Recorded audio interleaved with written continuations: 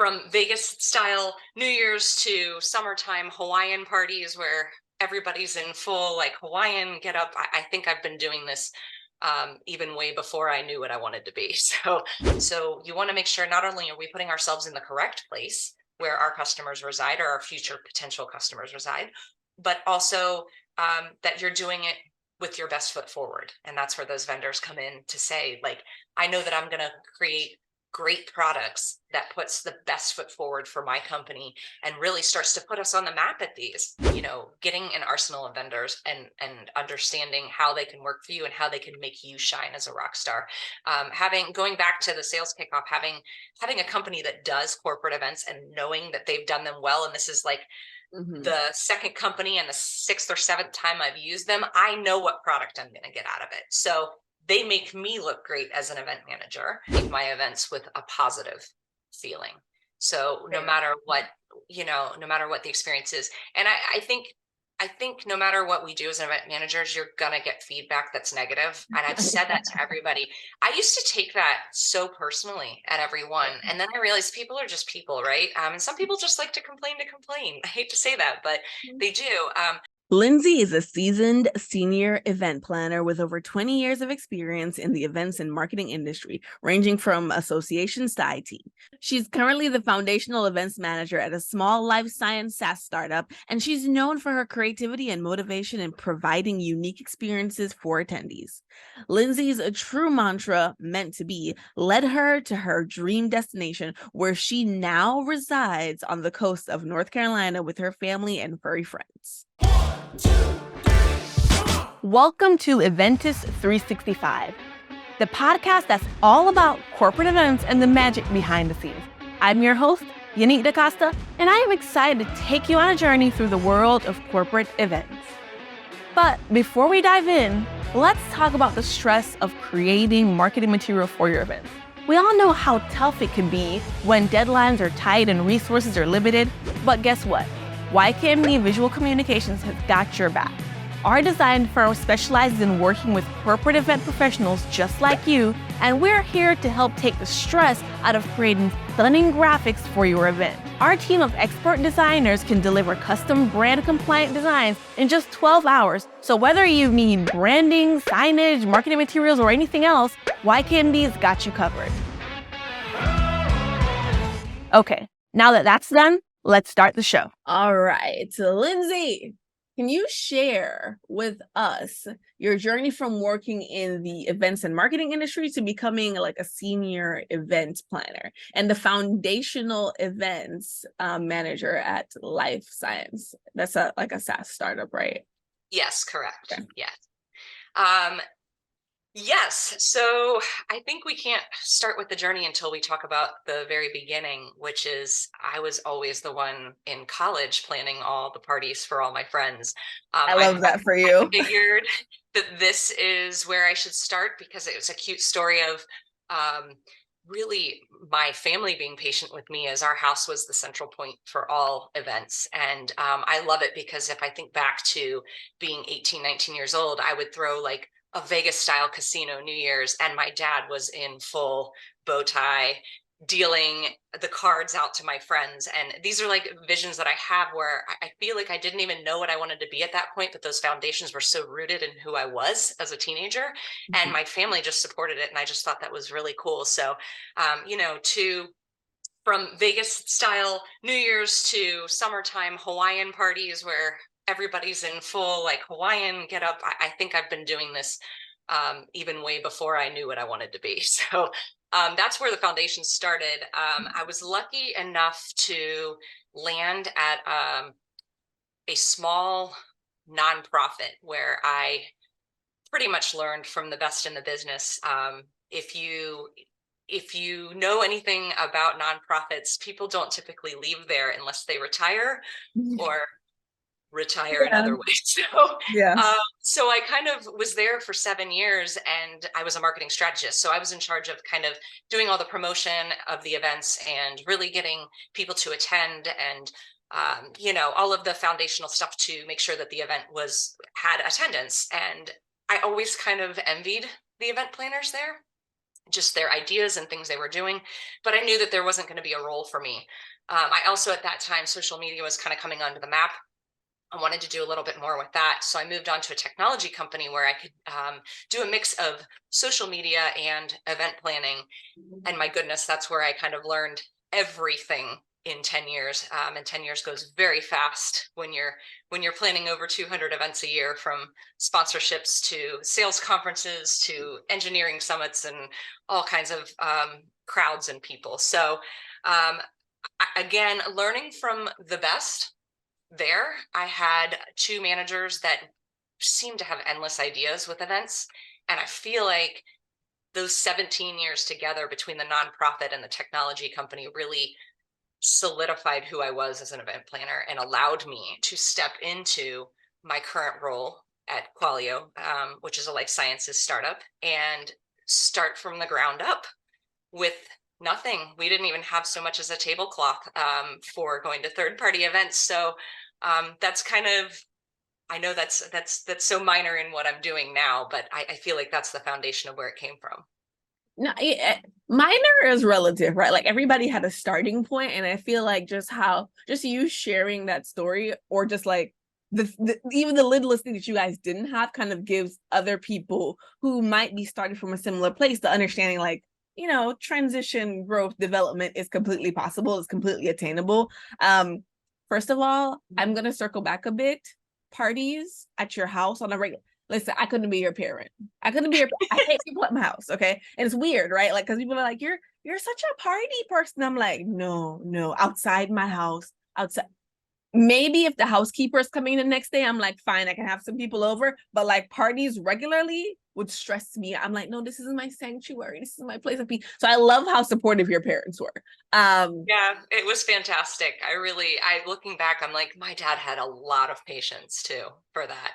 Yeah, I don't. I know I think my family. So graphic designer background, right? Fine artist. I think my family had a lot of patience for the fact that, or let me know, not my family, my grandma specifically, because all her sheets always had like markers, paint, scissor cuts, all of that.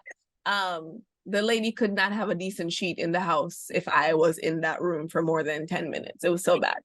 Our parents really put up with quite a bit, but I think your story is just so different that like you have had this event planning interest or background for so long, whereas most people I talk to on this podcast, they kind of fell into it. It was like an accident. It wasn't really the thing that they're like, this called to me.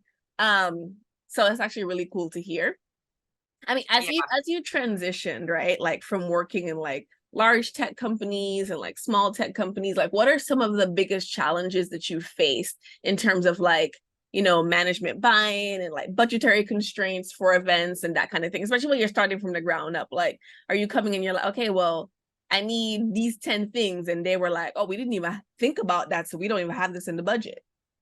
Yeah, so it was actually really interesting. I just got off the heels of planning our sales kickoff, the very first sales kickoff, and we had the head of enablement was running it, and I asked the question, well, can I step in and help? Because sometimes companies don't even know that they need you. I was brought on the growth role, so doing a lot of third-party events that weren't ours, and it was kind of like a light bulb moment of, hey, we do have an event manager in here that can do this. So I basically took over everything to plan it from the ground up.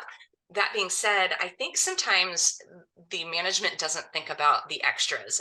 We live in a time after the pandemic where you really got to get people to want to show up to something, to want to leave their house. And when you are a remote first company, that's a challenge, right? It's not necessarily like other companies I've worked for where it's mandatory to be there. And I think everybody kind of assumed there'd be a virtual component. And this is the first time we said, no virtual component. Let's, get back to live events and let's do this in person. And so for me, some of the things that don't seem like big elements to the conference, you want to get in all of your own internal things, but things like having a dynamic keynote speaker. Yeah, they're expensive, but it's very important to shake it up a bit and have somebody that thinks differently. So that was a hard sell for me this year. And I'm happy to say we accomplished it, and he was fantastic. And team building. So we had talked about doing team building, and I think everybody thinks, well, we can just create a team building event for the company, and the event manager can run that and this and that. But if you're not trained to really engage people, what is everybody's comment after 3 days of sitting in a conference room? I don't want to do team building, you know? So Yeah. I've been lucky in the last, decade of my event planning to be really connected with great vendors and know who to put in place to shake that up. And I can say the best part of that event was watching this team go from I don't want a team build to basically a group rock, paper, scissors for who was going to be on each people's team, and everybody shouting and all the staff from the hotel saying, what is going on in here? Which is like a feel good moment for me, Yeah. right? Yeah. This is like, yes, I put the right elements in place. And the final thing being, things like swag. There's a pride in your company and really getting the correct swag at events, so that when you're on those Zoom calls, once everybody goes home and you see that and they're proudly wearing it, it's it brings the event home with them and makes them remember. Yeah. So I want to circle back a bit, and you can tell me if I'm talking too much, but the budget though, like what kind Yeah. of budgetary, I mean, I heard you talk about the fact you had to like fight for your keynote speaker, right? Like a really dynamic one. And you talked about a little bit about like different vendors and things, but like what were like the budgetary conversations like, and how did you handle those? It's very hard to convince somebody to spend thousands of dollars on a speaker. So the first thing that I did, and the first thing I always do, again, learning from the best, everything's negotiable. So when you've worked with vendors in the past, you'd be surprised with the keynote speaker. You can go to your vendor and say, hey, listen, this is the budget I've got, and this may not be realistic. I want to spend $5,000 on it, but I can spend upwards of 10, and they'll land you right in the middle at 7,500.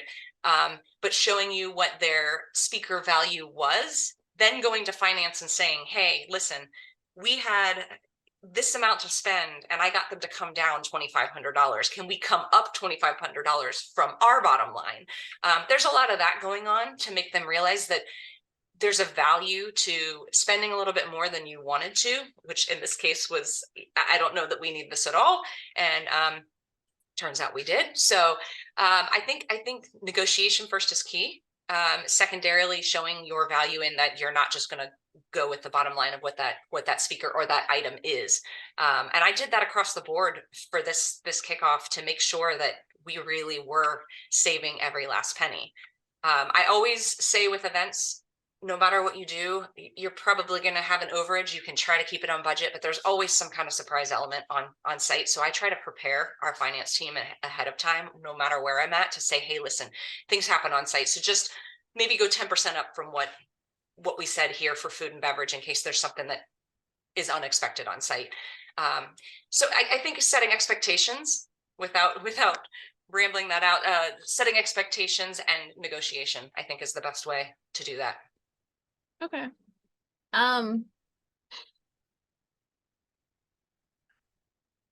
What are the first foundational steps you took when it came to building your events program? You talked a little bit about company members not really understanding like where you could step in. You having to like really assert yourself and be like, hey, I can help you with this. But like outside of that, how did you, what was the strategy? What was the plan for you coming in? Like, okay, this is what my first 30 days are going to be. This is what my first 60 days are going to be. This is what I'm going to do first 90. This is what the first year is going to be. Yeah. So my first question always is, what's my budget? Right? That's gonna determine everything that I'm doing. And then realizing, where do we want to be? Asking those, what's the objective of what we're trying to accomplish in a year, and trying to build that. And as I said, we didn't have so much as a tablecloth or a booth. And I really do believe the vendors that I've made relationships for become an extension of you when you're at a company. So when you're able to bring them on board, and you've worked with people for over a decade, it's very easy to have them in place to make my life easier being a party of one that's doing this. So that being said, I came in, I had to do my homework. I had to realize it was a completely different industry. So having to do your homework on, what's our customer profile look like? Where do we want to be in the market? And at this point, we were dabbling in potentially doing our own internal events, which we have not accomplished yet, but hopefully that's on the horizon for us.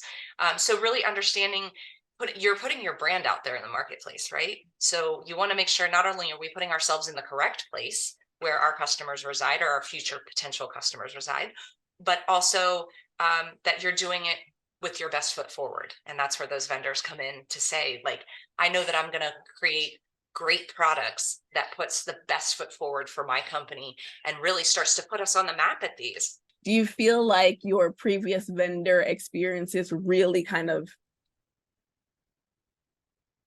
like help you to create viable event programs? Or Absolutely. okay. Knowing who to go to in every scenario, first of all, it's working smarter, right? Like I'm not having to Google 100 companies and really rely on the quality I'm going to get. That's probably one of my number one tips is literally, getting an arsenal of vendors and understanding how they can work for you and how they can make you shine as a rock star.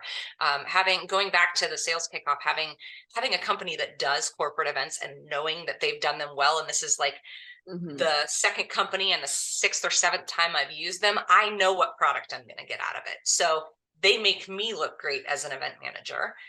Same thing with down to hiring a speaker, right? I know a good speakers bureau that's not going to like leave you high and dry with somebody who's going to be boring on stage. I know that even at a $5,000 to $10,000 price point, I'm going to get somebody so dynamic, they're going to nail it, every time.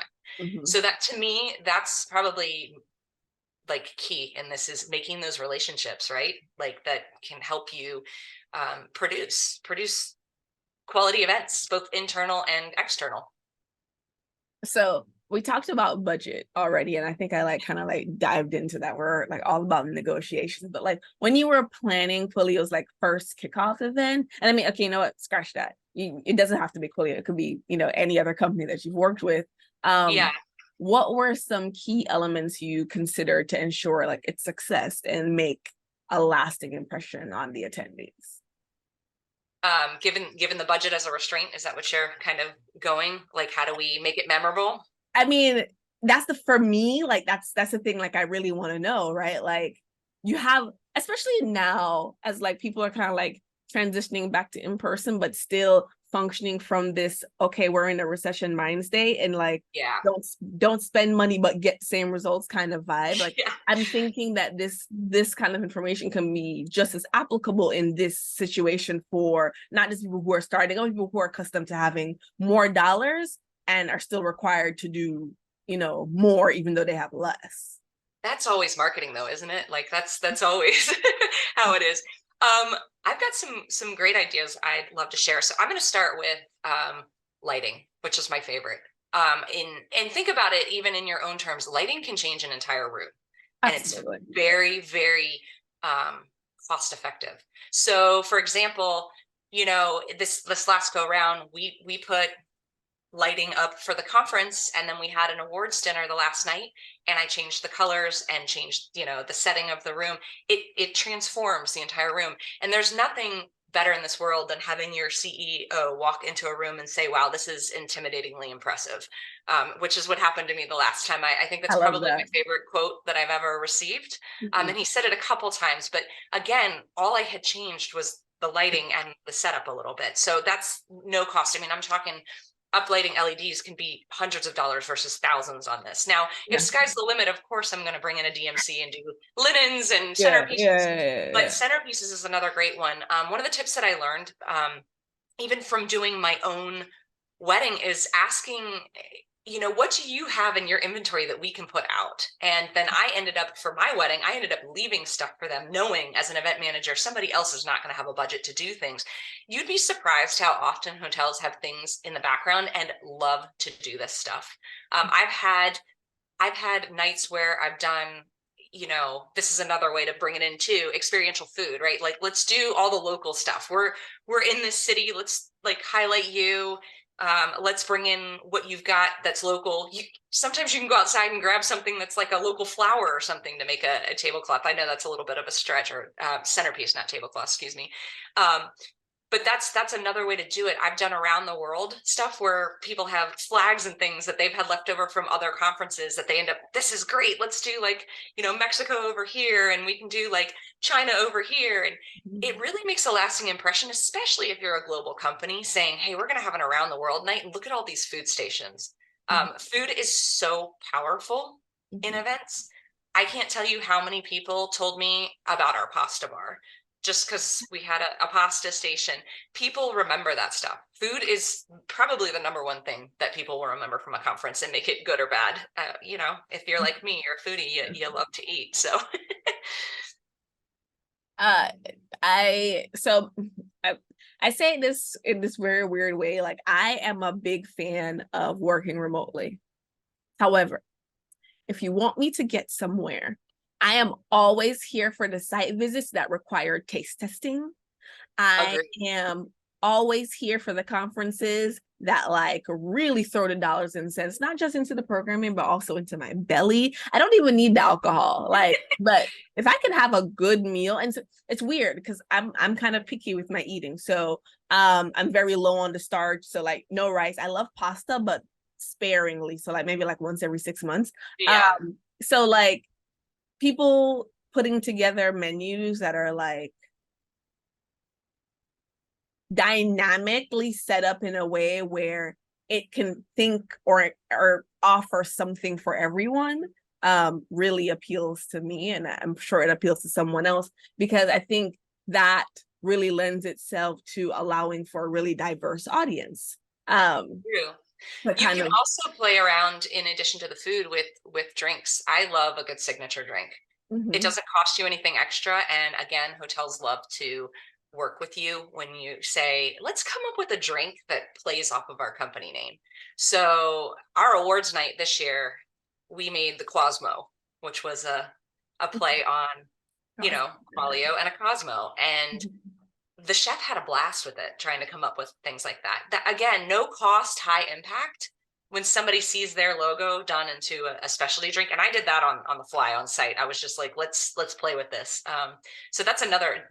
Drinks can be everything too. We've done a couple times throughout my career, I've done local brewery tastings. Sometimes breweries love to bring their beer in just to get their name out there as well.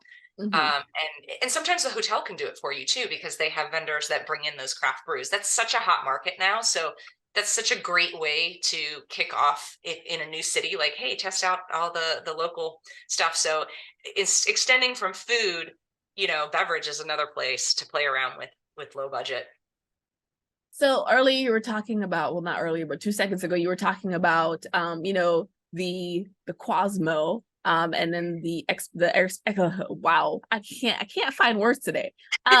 The experimentation that kind of happened there. Like, how do you balance staying true to your brand and company culture while also experimenting with new ideas and concepts? Like, where do you have to draw the line, or is there even a line to draw? I don't think those two are mutually exclusive. I think if you, sometimes companies are known for having the it party of the year that everybody in the industry has to attend. And I think sometimes outdoing yourself from the year before is your brand. Being more creative and coming up with new ideas, and how are they going to outdo what they did last year? I feel like that's what I lived for like a decade. And I hope to bring that here where I'm at, where, we have to start somewhere. It's baby stepping into. Some of my folks here at this company have never even been to a conference. So this was a wow experience, but now they know. So next year, stepping into it, I've really got to step up my game. And how do I do it bigger and better, right? Like, I've got ideas for days, but you can't just go in with the same Quasmo drink 2 years in a row. So I don't think that they're exclusive from one another. I think that can be your brand, is to always be outdoing yourself. We're talking about like alcohol and like including like local breweries and things like that, but there's some people who attend events who don't necessarily drink alcohol, and that made me think about like, the DEI component, and just like building events that really are inclusive and welcoming, and also accessible for like all kinds of attendees, especially when we're talking about this in-person event. What steps do you take to ensure that your events are like, again, inclusive and accessible for all the people who you want to attend? That's a great question. I feel like as event managers, we're always learning as this is evolving and trying to be more inclusive of everybody. Obviously, you're going to ask the normal questions on your registration form about, ADA requirements or dietary restrictions, and you try to get the hotels to help with this as best as possible, without shy of trying to make myself seem naive to some of these. I feel like I learn every year. This year I had a kosher dietary restriction and I was not aware of how that works. And the hotel was the one that brought to me and said, well, their food has to be made in a kosher kitchen, and how kosher are they? And really trying to understand that. I was very pleasantly surprised the lengths that the hotel was going to go to make sure that this person was comfortable, and I wanted to do the same thing. And turns out he said, no, I'm not that restrictive. I just need to, not this, and not this. But I think that hotels are becoming more aware of that. Everybody's got, diversity training and things like that. But I think that's a good point to make sure as event managers, we stay on the up and up on that, because I don't like to be surprised. That's my one thing with events. Don't surprise me at my own event. And I felt very ignorant on this subject, and I felt like I should have known more. So I think we're always learning as event managers and trying to be mindful of not just dietary restrictions, but everything. I want to make sure that hotels have, accessibility for any of my guests, or I've had staff that have been helping me that need to have rooms closer to elevators because they can't walk as far to the conference center. So I think when you're the event manager, you have to know every little thing. I think sometimes what happens at events is people are too shy to speak up when they're different than. And I want to know that stuff. I want everybody to have the same experience at my event. So I think sometimes we see that stuff on surveys, and it's a lack of somebody stepping up and being empowered to say that. So I hope that I'm bringing that to all of my events, that I'm empowering people to have the same experience, no matter what you need or what your, restrictions are. Well, number one, I think you should give yourself some grace. For those of who are not like watching, but they're only listening, like I'm a young Black girl from a Caribbean island. I don't know everything about all the other young Black girls from Caribbean islands. There are things that I am also ignorant to, but I think it's really important to be open and like willing to hear and learn. And it sounds like you are that. And just like willing to kind of like make the appropriate accommodations to make people feel welcomed. But you had said like you want everyone to have the same experience, and I'm going to challenge just a little bit, because I don't think with everybody having different backgrounds and different cultural and social experiences that they can have the same experience. It's not a realistic thing. But I think that event planners, managers, marketers, support staff can provide something by way of a different tool, mechanism, layout to provide a similar experience. Yeah. I'll rephrase that and say I want everybody to leave my events with a positive feeling.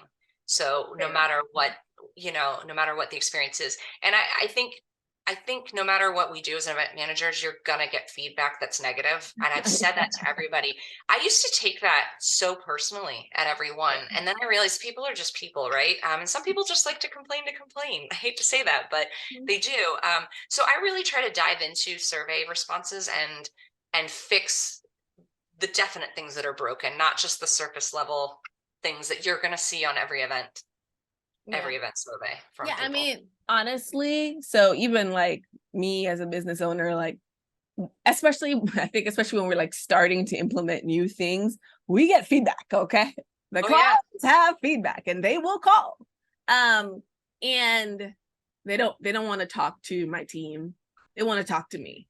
And so I'll jump on the phone and I'll listen to them, and some of it, in all transparency, some of it is very emotional and a little bit of ranting, and some things I can't control. So I listen for the things I can control and I can improve, I can fix, and I address those as quickly and as efficiently as I possibly can. And then hopes to fix those things will alleviate the emotional things, which is worry or stress or, whatever that is. So I could totally understand that and like how that actually functions, or how you actually function within that space. You have like a mantra where you talk about like, things that are meant to be. Um, what are like your favorite meant to be moments in your event planning career, and how did it shape your approach to creating experiences? I think this is my favorite question. Bringing in and to say it's a mantra, I have to give you guys or your audience the backstory of why it's meant to be. My grandmother, I'm a warrior, I'm a planner, I'm a everything, and my grandmother would always tell me, if it's meant to be, it will be. Like, and it was so calming to me that it became my mantra. It's on my license plate. It's my one and only tattoo. Like, it's how I live my life. So I'm glad that you asked this question. I really am. To say, I had to think about this, like, and I think I want to talk about a negative and then a positive from there, because so my very first event with my previous company was a disaster. And I don't think people talk about their disasters enough, right? Like, I was overwhelmed.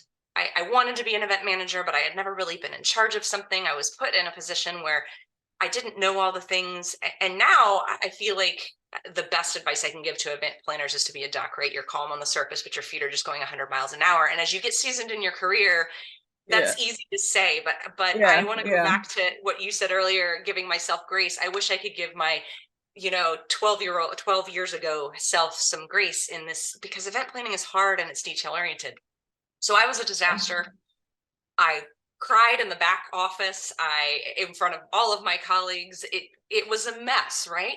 And after the event ended, I really thought, I'm going to get fired. Like, they didn't hire the right person. And my manager pulled me in her office and told me about a similar experience she had, and how a boss gave her grace and stepped up, and she at that That point, would make me cry right now, and I'm trying yeah. really hard not to. She had been in a previous life on Wall Street, so was telling me about the stress of Wall Street. She's like, you want to talk about stress? That's stress. And she's like, you will survive from this, but you'll never forget this moment. And I think that as an event manager helped me give grace to other people, not just to myself, but to other people, because it is hard work, right? And sometimes we do get caught in the moment, and there's months of this planning, and you're on site. And thank goodness I cried in the back office and not in front of the whole company. But it's okay to be human, right? Like, that was a meant to be moment for me that I've carried through my life, to say, like, okay, when things are tough, like, it's okay to live in those feelings and then pick yourself up and move Yeah. on. The second meant to be moment is a positive. It's a very curveball, but I wanted to bring this into the mix because I feel like certain things happen in your world that are brought to you that are there for a reason. For these meant to be moments. And my previous company was a sponsor to a great company. I am going to put them out there because I love them with all my heart. It's Pause for People. They train service dogs for veterans and civilians and people with disabilities. And I had the privilege of doing the golf tournament every year for this. But what that turned into was a personal relationship with this organization. My husband and I just moved down to North Carolina. We're about 45 minutes from them. And now we have their puppies through our home probably 6 to 8 times a year. We're very involved in the organization, and we actually now do our own charity Crab Fest every year for them to raise money back for them. And so I think sometimes work can bring you into these things that you don't even know you needed. There's such a great, good feeling that's come from that, from my event planning, that now I'm doing my own event for them. And it's minor I keep saying it's minor. It's not minor. It's, we don't raise nearly as much as the big corporations, but I feel good about that. And that's something my job brought to me. And I truly feel like that's meant to be for me, that I'm right here with them. Okay. So, Lindsay, before we're talking and I was telling you I was having a day, and now I'm not even sure. Like, I'm not sure if it's because I'm having a day or if the story was just so touching. So I'm just gonna go with stories because I'm over here like all teary-eyed. And Aww. and like I'm saying to myself, gosh, I need to give myself some grace for today because it's been a day. And I think my favorite part of what you just shared was the style of leadership that you got. I can honestly say that there's some instances where like I had horrible experiences in corporate America, and I wish I had that level of like mentorship in every situation. But then there were other times where I just had to, not have a great experience and take the best from it and learn from it and improve myself and move forward and still have to pick myself up. But I really loved how you kind of shared that story and how that story impacts how you choose to mentor and lead other people like within the industry, even your vendors. So I love that. Gosh, I'm a big puppy right now. But on that note, I have one more question for you. Okay. Can you share one event that you think every corporate event planner and marketer should attend at least once in their life? I'm going to share an event and I haven't been to it myself. So I feel like a hypocrite telling you this because it's something that I tell myself every year I'm going to make it to. And I haven't. And that's IMEX, IMEX. Oh my gosh. I've never been. I'm going this year. Excellent. We can connect there. I was about to say, here's the thing. I think you should go. And that we should both go and be like, we are going to this thing. I've said it for my entire career. And if for those out there that don't know how it works, typically you can get an invite from the industry and it's, they'll put you up in the hotel and do all of this and you meet with a ton of vendors. But I think learning from our industry is the best gift. And how are you going to learn to be an effective event planner if you can't see other events in? And I think this is the event of all events. And I said this to my boss this year. I was like, I will make it to this event this year. Like, this is the year that it's going to happen. It's either always been wrong timing or we're in the middle of planning something else, or I don't prioritize it. I think oftentimes we don't prioritize our own kind of needs, but I think that's, I'm in my year of renewing my CMP. And so I've had a lot of industry education this year, but I want to continue that. Now that the credits are done and I'm ready to recertify that, I still want to continue to learn because this industry is ever changing. And if you don't stay relevant, you'll get swallowed whole by it quickly. Yeah. Yeah. No, I love that. Thanks for, clearly had another moment, but thank you so much for sharing that. Thank you for your time. Thank you for joining me. Thank you for just being willing to have this conversation and kind of like share your experiences. I just know that someone's going to listen to this and they're going to take some serious knowledge back to their place of employment and just kill it. I hope so. Thank you for allowing me to be a part of your podcast. My pleasure. And that's a wrap for this episode of Eventus 365. We hope you enjoyed listening and learning something new today. If you enjoy the show, please leave us a review on your favorite podcast platform to help event professionals discover us. Don't forget to subscribe so you never miss an episode, and sign up for our newsletter for behind-the-scenes content and updates on upcoming events. If you have any suggestions for future topics or guests, or just want to say hello, you can reach us at info@eventus365.com. We love hearing from our listeners. Thanks again for tuning in, and we'll see you next time on Eventus 365.